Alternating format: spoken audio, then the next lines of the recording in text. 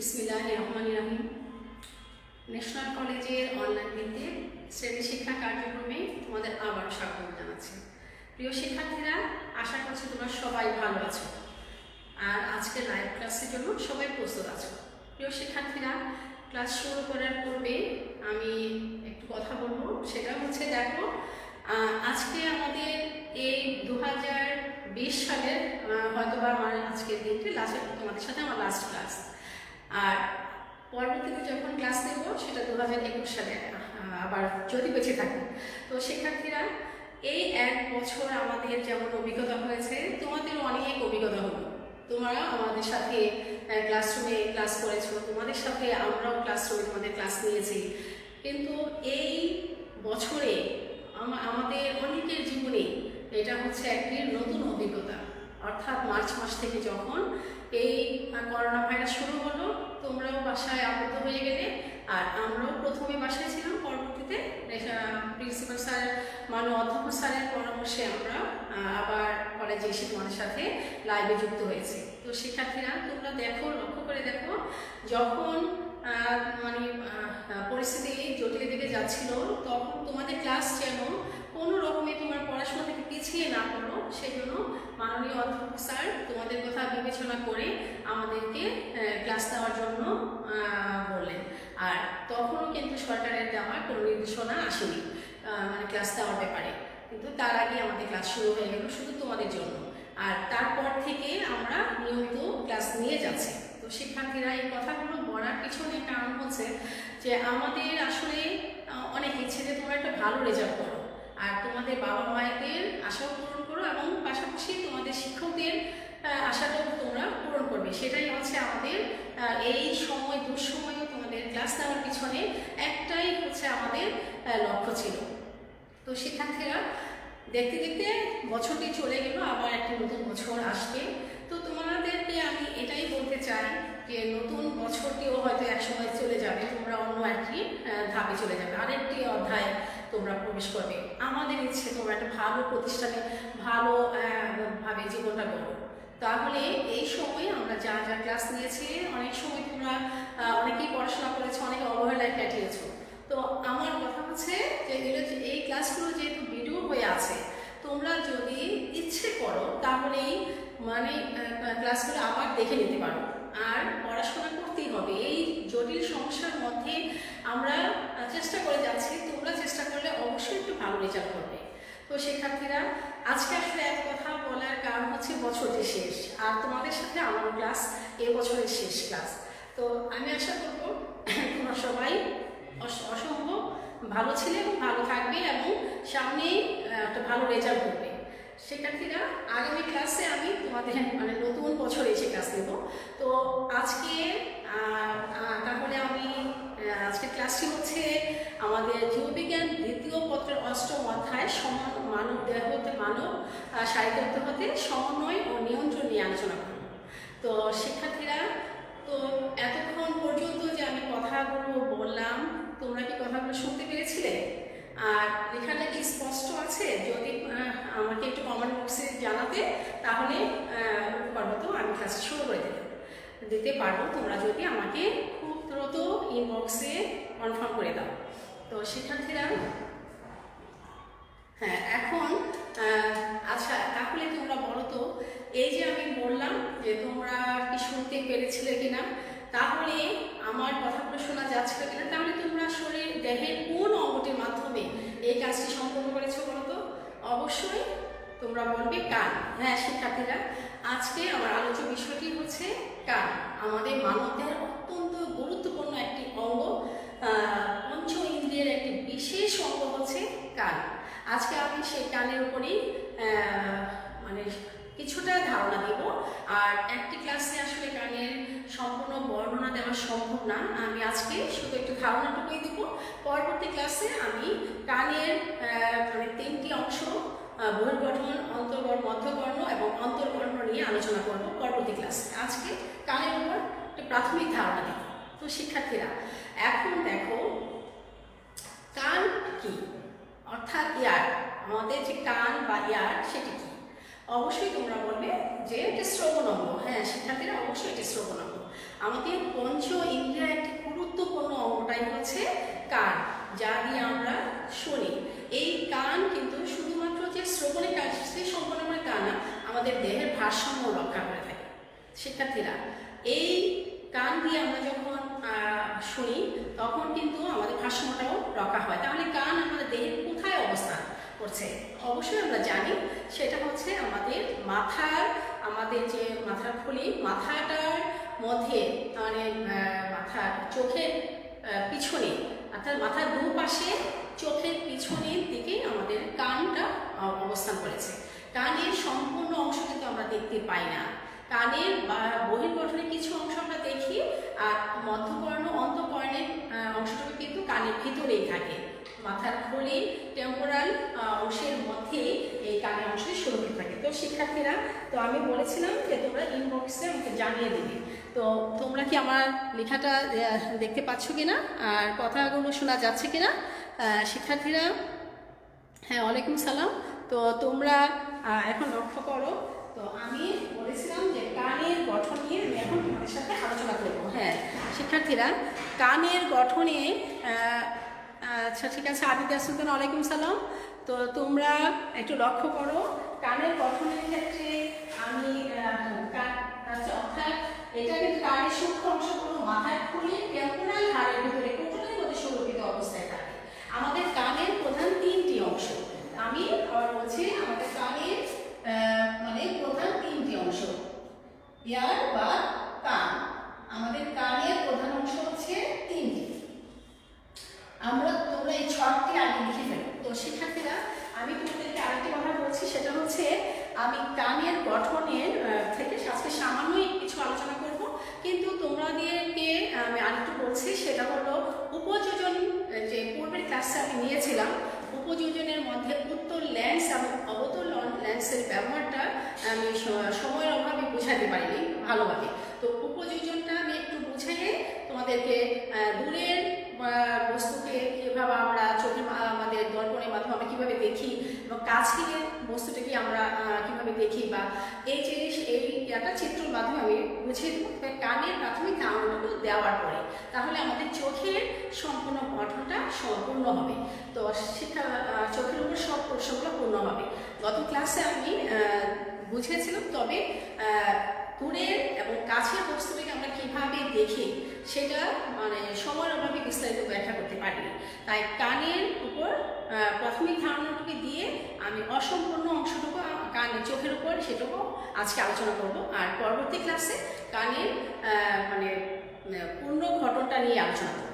তো শিক্ষার্থীরা, তাহলে তোমরা দেখো যে কানের মধ্যে অংশ, কানকে আমরা কীভাবে দেখতে পাচ্ছি। কানের হচ্ছে ইয়ার বা কানের হচ্ছে প্রধানত তিনটা অংশে ভাগ করা যায়। কানকে আমরা প্রধানত তিনটি অংশে ভাগ করতে পারি।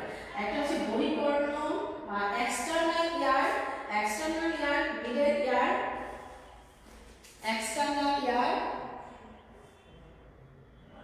এক্সটার্নাল ইয়ার,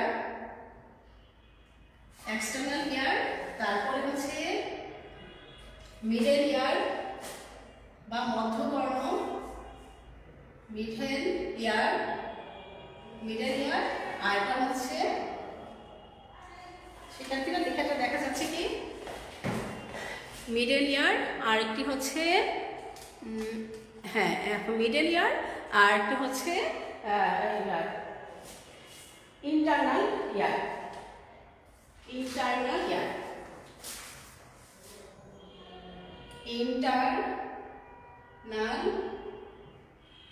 ইন্টারনাল ইয়ার।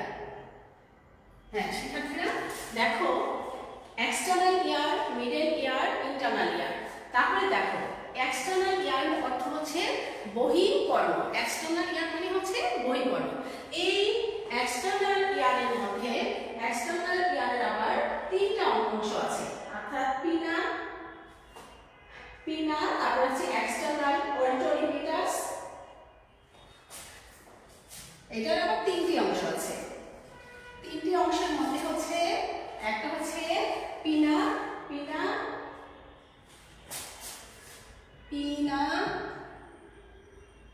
হ্যাঁ একটি হচ্ছে পিনা,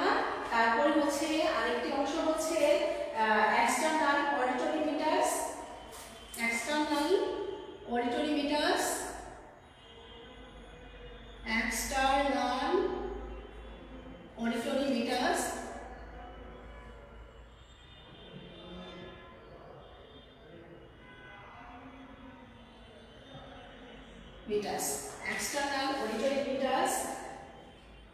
তারপরে হচ্ছে আরেকটা হচ্ছে টেম্পেনিক মিটাস, টেম্পেনিক মেমব্রেনস, আরেকটা হচ্ছে টেম্পেনিক মেমব্রেন,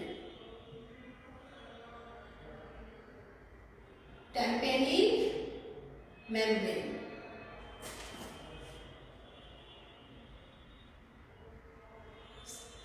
শিক্ষার্থীরা তোমরা পুরোটা লিখে ফেলো। একটা হচ্ছে tympanic membrane, tympanic membrane.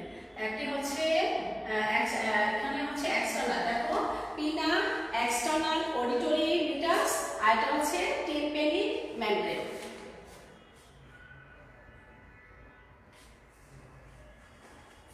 Tympanic membrane. তো শিক্ষার্থীরা দেখো এই যে তিনটা অংশ, তো পিনাটাকে আমরা কর্ণছত্র বলে থাকি, এটা কিন্তু আমরা কর্ণছত্র বলতে পারি। তাহলে কর্ণছত্র অর্থাৎ আমি কর্ণপ্রতিটা বর্ণনা করব, তোমরা বাংলাটাও যদি লিখতে চাও লিখতে পারো।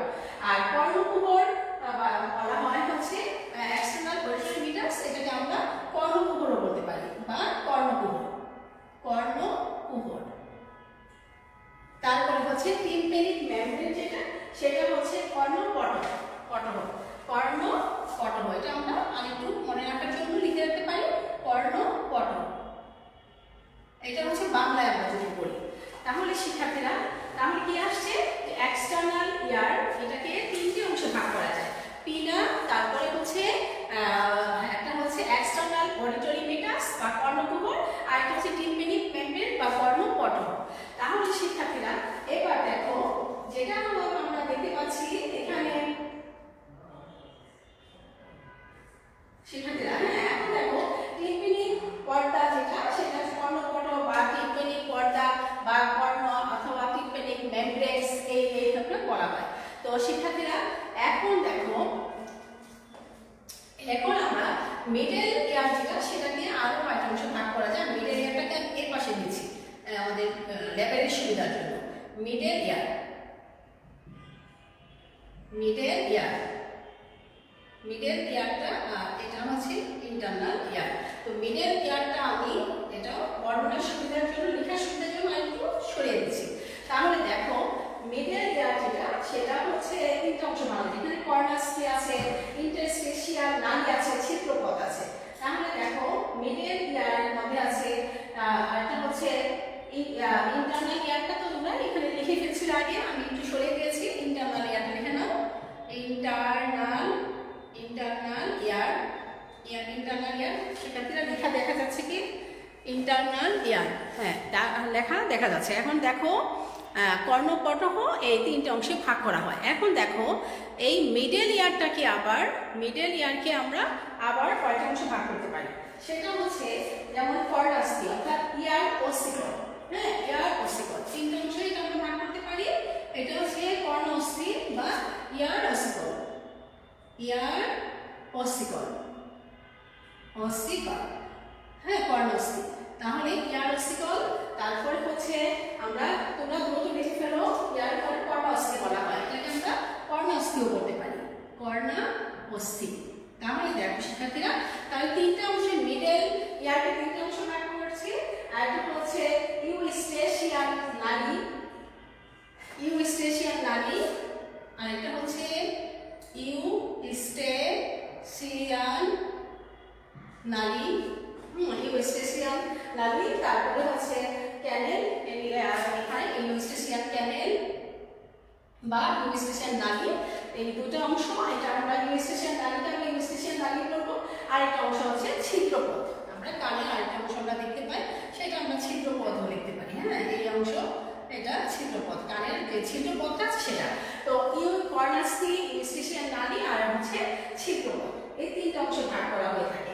তো কর্নাসি যেটা অর্থাৎ ইয়ার ওসিকল, সেটার আবার অংশ আছে, সেইটার আবার কিছু অংশ আছে, সেটাকে আমরা আবার তিনটে অংশ ভাগ করতে পারি। তো একটা হচ্ছে malleus incus stapes, malleus incus stapes, malleus, এটাকে লিখে নাও মেলিয়াস ইনকাস স্টেপিস, মেলিয়াস, তারপর হচ্ছে ইনকাস, ইনকাস, আর এটা হচ্ছে স্টেপিস। Steps, steps. তাহলে দেখো এখন কর্ণস্থি গেল তিন ভাগে, রেডিয়াস, ইনকাস আর স্টেপস। তাহলে শিক্ষার্থীরা এই ইয়ার অস্থিকলকে আবার তিন ভাগে ভাগ করা হয়েছে, আর ছিদ্রপথটা হচ্ছে ফেনেস্ট্রা, ওভালিস আর ফেনেস্ট্রা রোডেন্টা। তাহলে ছিদ্রপথে হচ্ছে আমরা আবার দুটো অংশ পাই ছিদ্রপথের মধ্যে, একটা হচ্ছে ফেনেস্ট্রা ওভালিস,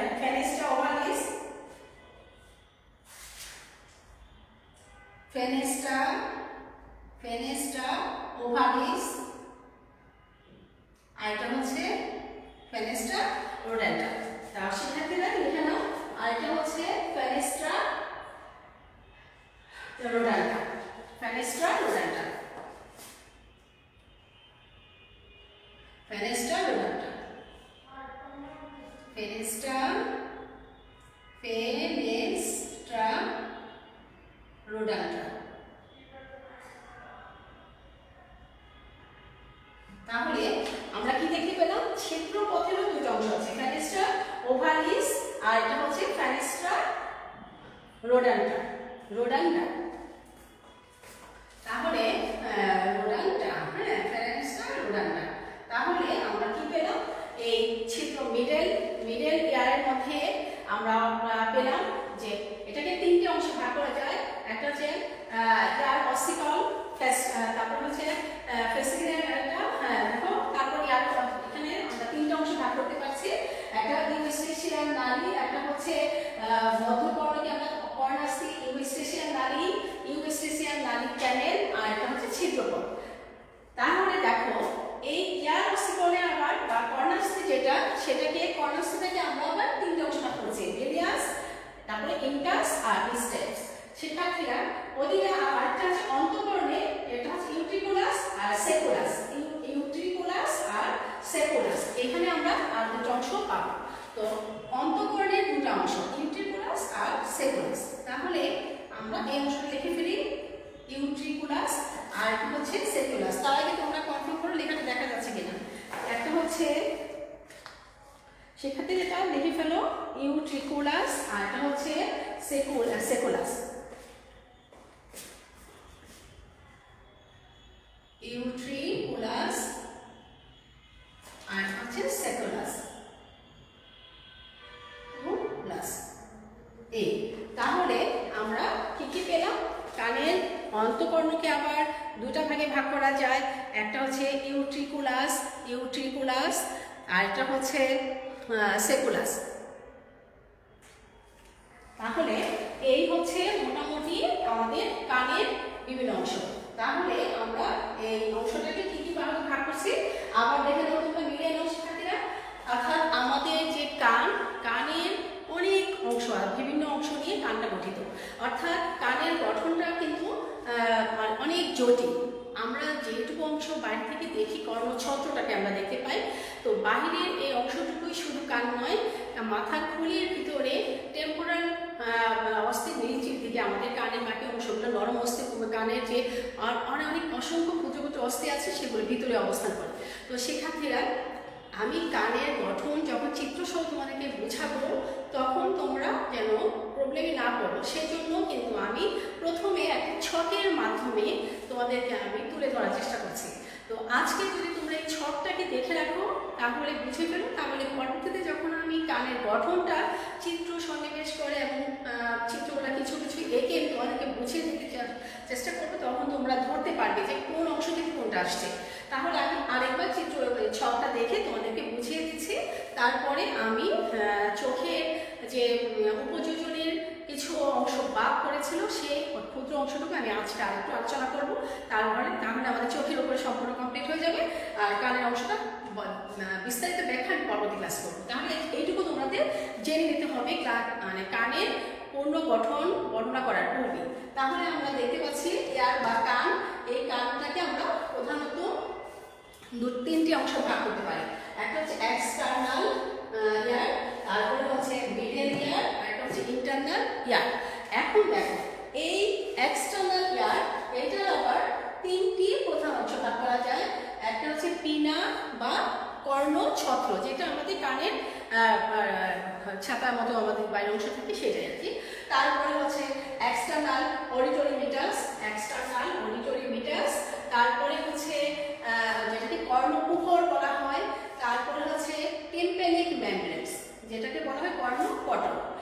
এরপরে আমরা আরো দেখতে পাচ্ছি যে এখানে মিডল ইয়ারের অর্থাৎ কানের যে মধ্যভাগের কানের যে অংশটুকু সেটা হচ্ছে মিডল ইয়ার।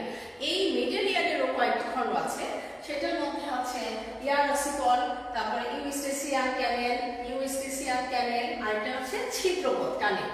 এখন আমরা ইয়ার অসিকল বা কর্ণস্থি, কানের ভিতরে যে অস্থিগুলো আছে ইয়ার অসিকল বা কর্ণস্থি, সেই কর্ণস্থিটার মধ্যে আমরা দেখতে পাচ্ছি এখানে কয়েক ধরনের কর্ণস্থি আছে। সেখানেও আমরা দেখতে পাচ্ছি যে এখানেও আছে কর্ণস্থিগুলো 3 ধরনের। তো শিক্ষার্থীরা কর্ণস্থিগুলো আছে 3 ধরনের।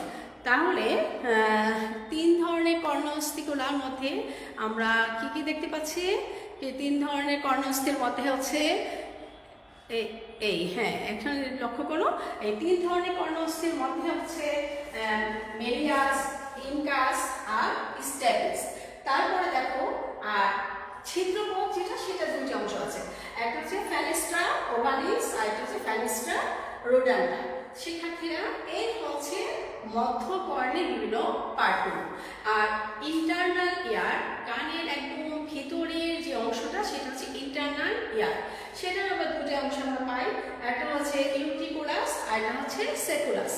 একটা সেকুলাসটা শামুকের মতো প্যাচ দেওয়া, আমরা সেটা যখন বুঝাবো কানের চিত্রটা সন্নিবেশ করে, এবং কানের থেকে তোমাদের অনেক প্রশ্ন আসে, বিশেষ করে মধ্যকর্ণের গঠন, অন্তঃকর্ণের গঠন, এইগুলো তোমরা বিগত বছরের কোশ্চেনগুলো যদি দেখো তাহলে তোমরা অবশ্যই দেখবে যে বিভিন্ন সময় কানের উপর অনেক প্রশ্ন আসে, বিশেষ করে তারপর হচ্ছে শ্রবণ প্রক্রিয়াটা, এভাবে করে কানের উপর অনেক প্রশ্ন আসে।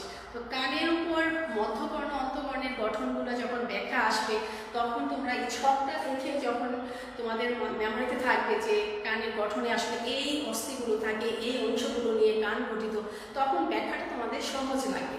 পরবর্তী ক্লাসে আমি কানের উপর চিত্র এঁকে এবং একটি চিত্র সন্নিবেশ করে তোমাদেরকে আমি বিস্তারিত বুঝে দেওয়ার চেষ্টা করব। তো শিক্ষার্থীরা, তোমরা যদি ছকটি তুলে ফেলো তাহলে আমাকে একটু ইনবক্সে জানিয়ে দাও। আমি এখন উপযোজনের কিছু অংশ বাদ ছিল, মানে বাদ পড়ে গিয়েছে সময়ের অভাবে, আমি সেই অংশটুকু আজকে আলোচনা করে আমি আজকের মতো ক্লাসটা শেষ করব। তো তোমরা এটার ছকটা উঠানোর পরেই আমি উপযোজনের উপর আংশিক বাকি আছে সেটা আমি শেষ করব। তো শিক্ষার্থীরা দ্রুত উঠিয়ে আমাকে কনফার্ম করো ছকটা উঠিয়েছো কিনা। তো শিক্ষার্থীরা দ্রুত আমাকে জানিয়ে দাও তোমাদের ছকটা উঠানো হয়েছে কিনা। তুলা শেষ, থ্যাংক ইউ আবিদা সুলতানা। আচ্ছা, আমি এখন তাহলে তোমরা চোখের উপর কিছুটা বাদ আছে, সেটাও অনেক সময় পরীক্ষাতে আসে। আমি চেয়েছিলাম যে এটা শেষ করব, কিন্তু গত ক্লাসে তোমাদের উপস্থিতিও কম ছিল, তারপরে তোমরা আমার পরে বাংলা ক্লাস শুরু হয়ে গিয়েছিল, তোমরা সেখানে চলে গিয়েছিল অনেকে, তাই আমি আর বেশি সময় টানতে পারিনি। তো আমি এখন উপযোজনের উপরে, মানে লেন্সের বক্রতা পরিবর্তন করে কিভাবে আমরা কাছের বস্তু এবং দূরের বস্তুটা দেখতে পাই, সেই জিনিসের ব্যাখ্যাটা আমি এখন দিব। তো শিক্ষার্থীরা, আমি মুছে ফেললাম, তোমাদের ইনবক্সে আমি জানতে পারবো তোমাদের তোলা শেষ। এখন তোমরা আরেকটি পেজে কানের উপযোজনের উপর, চোখের উপযোজনের উপরে যে একটা প্রশ্ন আসে, আমরা কিভাবে কাছের বস্তু এবং দূরের বস্তুটাকে দেখতে পারি, সেই প্রশ্নটা আসে পরীক্ষাতে অনেক সময়। তোমরা সেই অংশটা একটু আমার সাথে সাথে বোঝার চেষ্টা করো। তো শিক্ষার্থীরা, উপযোজন কি, তোমরা এই প্রশ্নটা আগে একটু আগেও লিখেছিলে, তাও আমি আবার বলছি, উপযোজন কি, উপযোজন কি। শিক্ষার্থীরা, উপযোজন কি তোমরা সেটা আগে জানো। প্রাণী যখন তার স্থান কোনো জায়গা পরিবর্তন না করে, প্রাণী যখন কোনো জায়গা পরিবর্তন না করে, অর্থাৎ আমি আবারও বলছি, প্রাণী যখন কোনো জায়গা পরিবর্তন না করে, ধরো আমি এখানে দাঁড়িয়ে আছি, কিন্তু আমি আমার 6 মিটার দূরত্বে একটা বস্তুকে দেখতে যাচ্ছি। এখন এই বা তার পরের দূরত্বেও আমি কোনো একটা বস্তুকে দেখতে চাচ্ছি, ওইটা বস্তুটিকে দেখার জন্য আমি স্থান পরিবর্তন করে বস্তুটির সামনে গিয়েছি সেটা না। অর্থাৎ প্রাণী যখন কোনো বস্তুকে, প্রাণী এবং বস্তুর মধ্যে মানে স্থির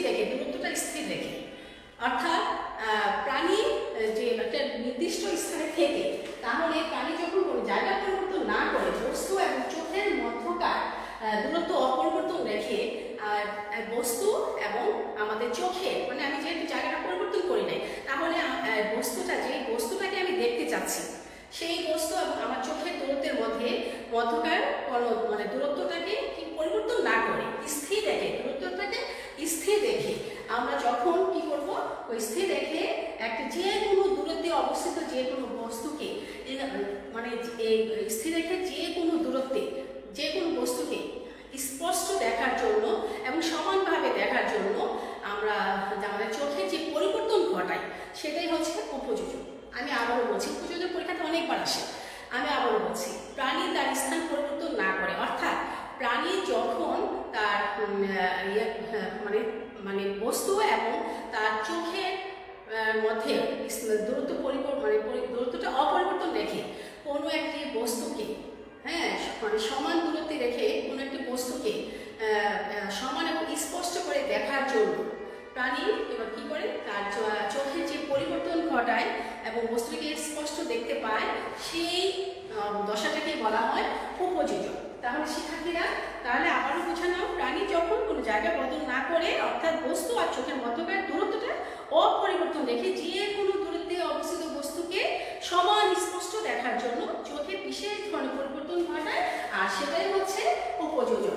শিক্ষার্থীরা এখন দেখো, এই উপযোজনের ক্ষেত্রে একটা প্রশ্ন আসে, মানুষ সহ বিভিন্ন স্তন্যপায়ী প্রাণীদের ক্ষেত্রে কিন্তু এই উপযোজনটা অত্যন্ত গুরুত্বপূর্ণ। আমি কি বলেছি যে এই উপযোজনের হচ্ছে মানুষ সহ আমরা তো অবশ্যই, আর বিভিন্ন স্তন্যপায়ী প্রাণীদের মধ্যে চোখের ক্ষেত্রে উপযোজনটা অত্যন্ত গুরুত্বপূর্ণ একটি ভূমিকা রাখে। তো শিক্ষার্থীরা তাহলে লেন্সের বক্রতা পরিবর্তন, চোখ দুটি পরস্পর দিকে সমকেন্দ্রীকরণ আর পিউপলের সংকুচন, এই তিনটি প্রক্রিয়ার মাধ্যমে উপযোজন সম্পন্ন হয়ে থাকে। তাহলে আমি আবারও বলছি, উপযোজনের শর্তটা কি?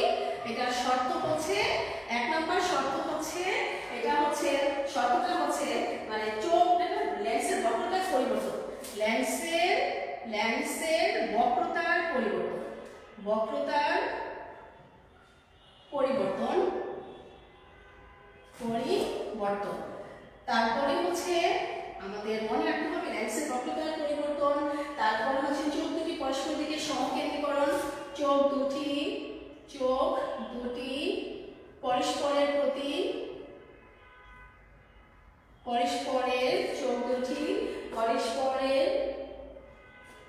শিক্ষার্থীরা দেখে রাখো, চোখ দুটি পরস্পরের দিকে সমকেন্দ্রীকরণ, পরস্পরের দিকে সমকেন্দ্রীকরণ,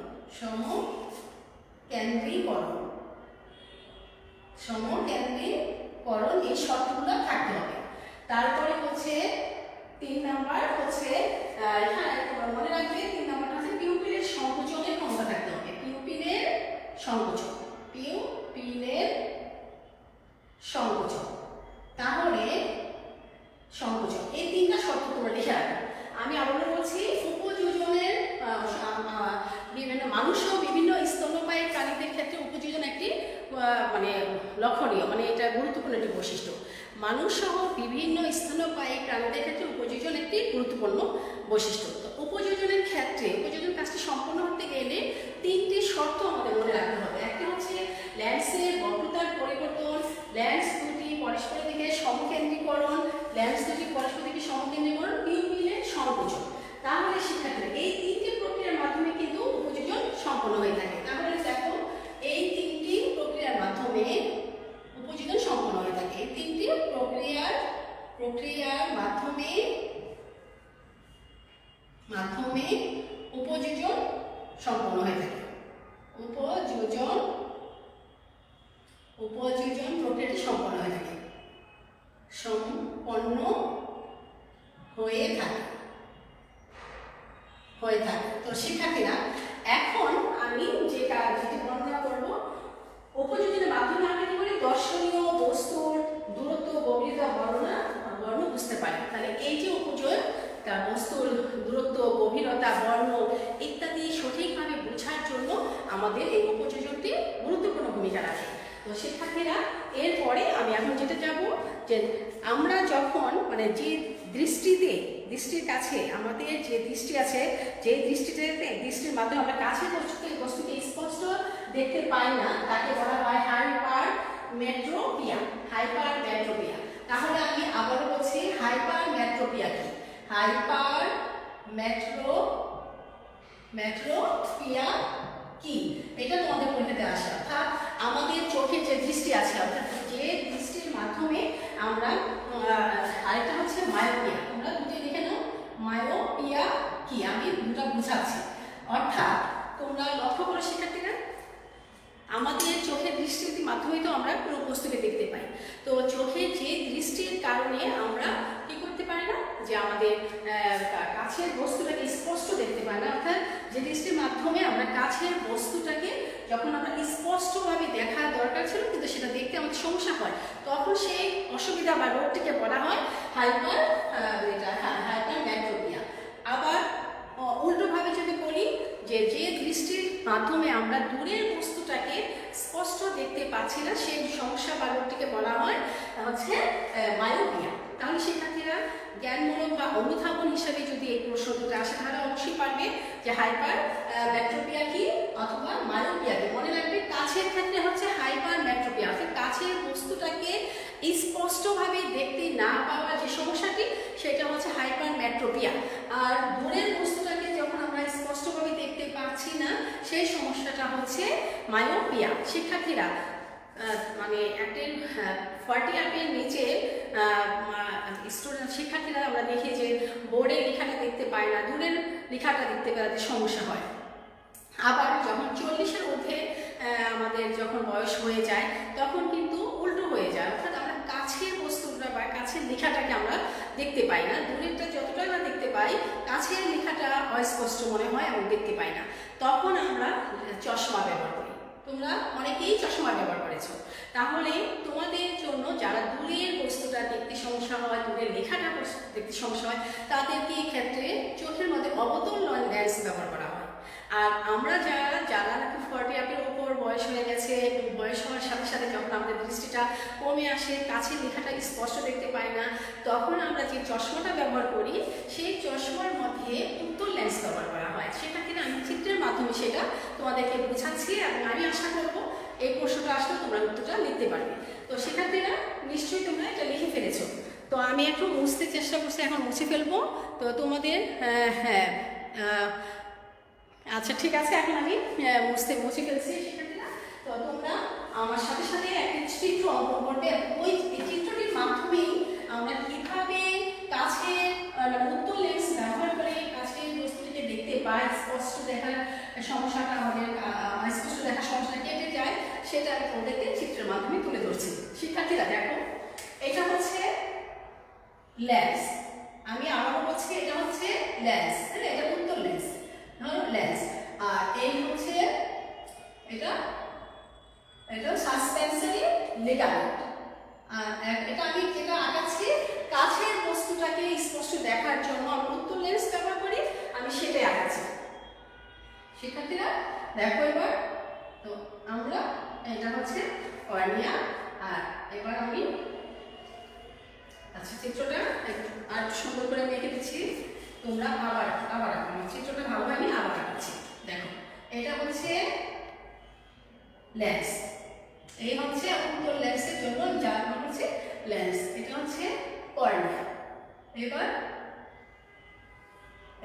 এখন দেখো এটা হচ্ছে সাসপেন্সরি লিগামেন্ট, এগুলো হচ্ছে সাসপেন্সরি লিগামেন্ট।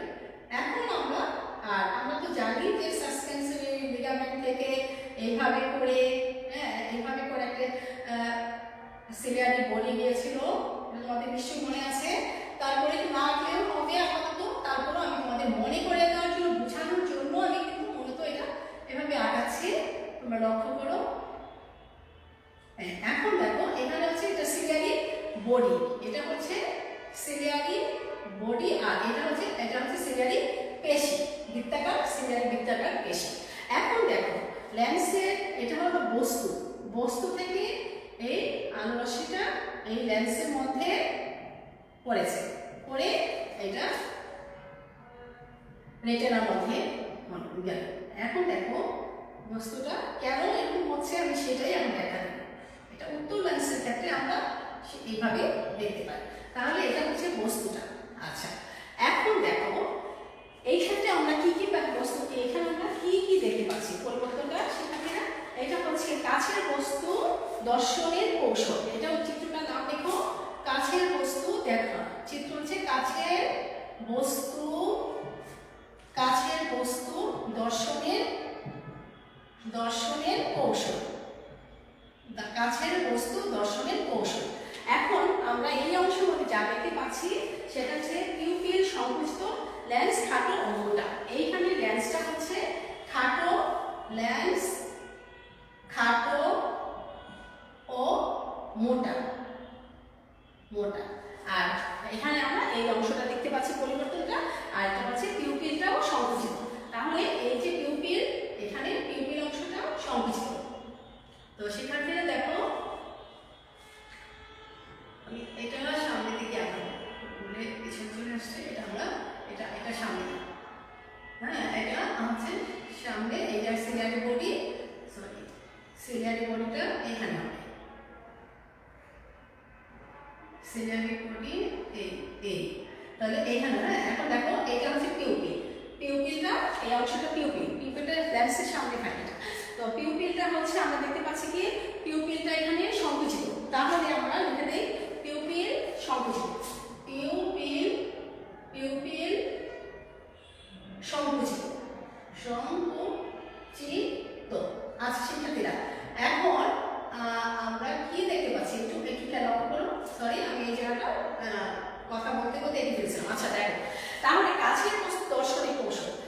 এখন এই চিত্র দেখে দেখো, এটা হচ্ছে সিলিয়ারি পেশি, এটা সাসপেনসরি লিগামেন্ট, আর এটা হচ্ছে সিলিয়ারি বডির মধ্যে সিলিয়ারি বৃত্তাকার পেশি। শিক্ষার্থীরা তোমরা লক্ষ্য করো, এই যে সিলিয়ারি পেশি, যখন আমরা কাছের বস্তু দেখার ক্ষেত্রে আমাদের সিলিয়ারি বডির মধ্যে যে সিলিয়ারি বৃত্তাকার পেশি আছে, তো সেটি হচ্ছে প্রথমে সংকুচিত হয়। তো এটি সংকুচিত হয়, পাশাপাশি এই সাসপেনসরি লিগামেন্টটা তখন প্রসারিত হয়। আমি আবারও বলছি, সিলিয়ারি বডির মধ্যে বৃত্তাকার যে সিলিয়ারি পেশি আছে, সেই পেশিটি সংকুচিত হয়, ফলে সাসপেনসরি লিগামেন্টটা হচ্ছে প্রসারিত হয়। তো সাসপেনসরি লিগামেন্ট প্রসারিত হওয়ার সাথে সাথে তো কি হচ্ছে, এই সাসপেনসরি লিগামেন্টগুলো তখন প্রসারিত হয়। তো সাসপেনসরি লিগামেন্টটা যখন প্রসারিত হয়, তখনই কিন্তু এই বৃত্তাকার সমূহের সাথে সাথে এটা দেখা যায় লেন্সের বক্রতা তখন কি হয়, বেড়ে যায়। তো লেন্সের বক্রতাটা বেড়ে যাওয়ার কারণে তখনই এই লেন্সের মধ্যে বক্রতাটা বেড়ে যায়, ফলে লেন্সটা খাটো ও মোটা দেখায়। আর ওদিকে পিউপিলটা তখন সংকুচিত হয়, ফলে আমরা কি করি, আমাদের যে মানে কাছের বস্তুটি আমাদের কাছে স্পষ্ট হয় এবং আমরা দেখতে পাই। আমি আবারও বলছি শিক্ষার্থীরা, সাসপেনসরি লিগামেন্টগুলো আমাদের যে এখানে আছে, এটা সিলিয়ারি বডির মধ্যে বৃত্তাকার সিলিয়ারি পেশিটি হচ্ছে সংকুচিত হয়, সাথে সাথে এখানে লিগামেন্টগুলো সাসপেনসরি লিগামেন্টগুলো প্রসারিত হয় এবং পিউপিলটা তখন সংকুচিত হয়। আর এইখানে লেন্সের বক্রতা তখন মানে বেড়ে যায়।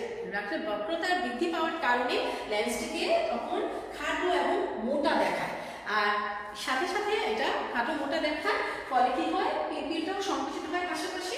এখন এর ফলে বক্রতা যখন বেড়ে যায় আর লেন্সের ফোকাসের দূরত্বটা তখন কমে যায়। এই লেন্সের ফোকাসের দূরত্বটা তখন কমে যাওয়ার কারণে সাথে সাথে লেন্সের ফোকাসের দূরত্বটা কমে যায় এবং কাছের বস্তুটাকে আমরা তখন স্পষ্ট দেখতে পাই। এটা হচ্ছে কাছের বস্তু দর্শনের ক্ষেত্রে। এবার আমি একই চিত্রটা আমি পাশাপাশি রেখে আরেকটি চিত্র আঁকাচ্ছি, সেটা হচ্ছে দূরের বস্তু দেখার ক্ষেত্রে আমাদের কি পরিবর্তন হয়। সেক্ষেত্রে দেখো, দূরের বস্তুর ক্ষেত্রে লেন্সটা সরু এবং লম্বা হয়। হ্যাঁ, লেন্সের পার্থক্যটাই নেই, লেন্সটি হচ্ছে সরু এবং লম্বা হয়। তাহলে দূরের বস্তু দেখার ক্ষেত্রে লেন্সটা হচ্ছে সরু এবং লম্বা হয়। এখন এটা হচ্ছে কর্নিয়া। এখানে আমরা সিলিয়ারি বডিটা দিয়ে দিই এবং এই সিলিয়ারি বডি, আর এটা হচ্ছে সাসপেনসরি লিগামেন্ট, এখানে হচ্ছে সাসপেনসরি লিগামেন্ট। আমরা এখানে সিলিয়ারি বডিটা আবার বসাই দিতে পারি। এটা হচ্ছে সিলিয়ারি বডি, সিলিয়ারি পেশি, এই হচ্ছে সিলিয়ারি বডির মধ্যে সিলিয়ারি পেশি। তাহলে এখানের মধ্যে আমরা দেখতে পাচ্ছি কি, এই লেন্সটা লম্বা ও সরু, এই লেন্স লম্বা ও সরু, লেন্সটাকে আমরা পাচ্ছি লম্বা ও সরু। পিউপিলটা এখানে প্রসারিত, যেহেতু এটা হচ্ছে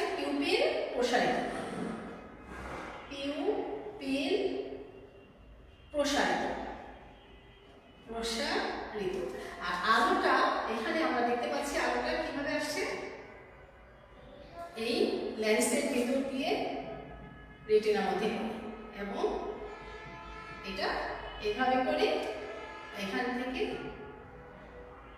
লেন্সের থেকে এইভাবে আসছে। তাহলে শিক্ষার্থীরা তোমরা নিশ্চয় বুঝতে পেরেছ।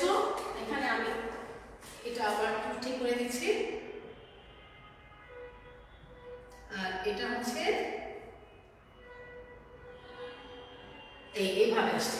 তাহলে আমরা এখানে এটা হচ্ছে দূরের বস্তু দর্শনের কৌশল। চিত্রটা হচ্ছে চিত্র দূরের বস্তু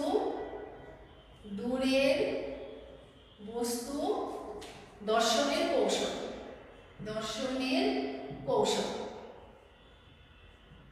কৌশল তাহলে দেখো শিক্ষার্থীরা এখানে সিলিয়ারি বডির মধ্যে যে সিলিয়ারি পেশি আছে, সিলিয়ারি বডি সিলিয়ারি পেশিটা এবার এটা কি হবে প্রসারিত হবে, ফলে সাসপেন্সরি লিগামেন্ট সংকুচিত হবে। এই সাসপেন্সরি লিগামেন্ট সংকুচিত হবে। তাহলে আমি আবারও বলছি, সিলিয়ারি বডির মধ্যে যে সিলিয়ারি পেশি আছে সেই পেশিগুলো সংকুচিত হয়, ফলে কি হয় লেন্সের বক্রতাগুলো কমে যায়। তাহলে কি হয় যে ফোকাসের দূরত্ব বেড়ে যাওয়ার সাথে সাথে এটা আমি আবারও বলছি যে এখানে যে লেন্স সিলিয়ারি বডির মধ্যে সিলিয়ারি পেশি এটা কি হয় প্রসারিত হয়, ফলে লেন্সের যে সাসপেন্সরি লিগামেন্টগুলো সংকুচিত হয় এবং এই পিউপিলটা তখন প্রসারিত হয়। আর হচ্ছে লেন্সের পাশাপাশি লেন্সটি হয় লম্বা এবং সরু হয়ে যায়। এই বৈশিষ্ট্যের কারণে যখন এটা সরু এবং প্রসারিত হয়ে যায় তখন কিন্তু এই দূরত্বটা ফোকাসের দূরত্বটা তখন বেড়ে যায়। তাহলে এই সাথে সাথে ফোকাসের দূরত্ব বেড়ে যায় এবং দূরত্ব বেড়ে যাওয়ার কারণেই দূরের বস্তুটা থেকে আসা আলোক রশ্মিগুলো রেটিনার উপর পতিত হয় এবং প্রতিবিম্ব গঠন করে, আর তখনই আমরা বস্তুটাকে স্পষ্ট দেখতে পাই। তাহলে শিক্ষার্থীরা এই হচ্ছে লেন্সের কারণে, উত্তল আর অবতল লেন্সের কারণে আমাদের চোখের দেখাটা আমরা স্পষ্ট করে দেখতে পাই। তো শিক্ষার্থীরা তোমরা আবারও ভালোভাবে এটা করে নেবে। আমি আবারও বলছি, অবতল লেন্সের ক্ষেত্রে কি হচ্ছে সাসপেন্সরি মানে সিলিয়ারি বডি সিলিয়ারি পেশিটা প্রসারিত হয়, পাশাপাশি লেন্সের সাসপেন্সরি লিগামেন্টগুলো সংকুচিত হয়, ফলে লেন্সটি লম্বা ও সরু হয় এবং তখন লেন্সের ফোকাসের দূরত্বটা বেড়ে যায়, ফলে দূরের বস্তুটা আমাদের মানে কর্নিয়ার মধ্যে এসে পড়ে এবং দূরত্বটা বেড়ে যাওয়ার কারণে আমাদের দূরের বস্তুটা আমাদের স্পষ্ট হয় এবং আমরা দেখতে পারি।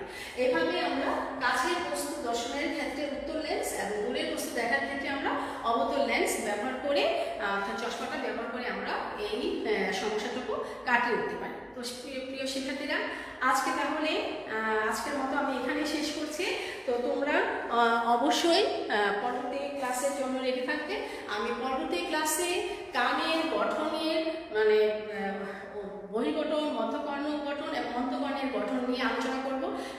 আজকেও যেটুকু বুঝিয়েছি সেখান থেকে কোশ্চেন আসে, সেই জন্য আমি এটা বোঝানোর প্রয়োজন মনে করেছি। তোমরা অবশ্যই ভালো করে পড়বে, পরবর্তী পরীক্ষাগুলোতে যেন তোমরা আনসার করতে পারো, বোর্ড পরীক্ষা আনসার করতে পারো। তো সেই পর্যন্ত আজকের মতো আমি এখানে শেষ করছি। তোমরা সবাই নতুন বছরে আরও উদ্যম নিয়ে লেখাপড়া করবে, সুস্থ থাকবে এবং ভালো একটা পরীক্ষা দিবে, এই কামনা করে আজকের মতো আমি এখানে বিদায় নিচ্ছি। আল্লাহ হাফিজ।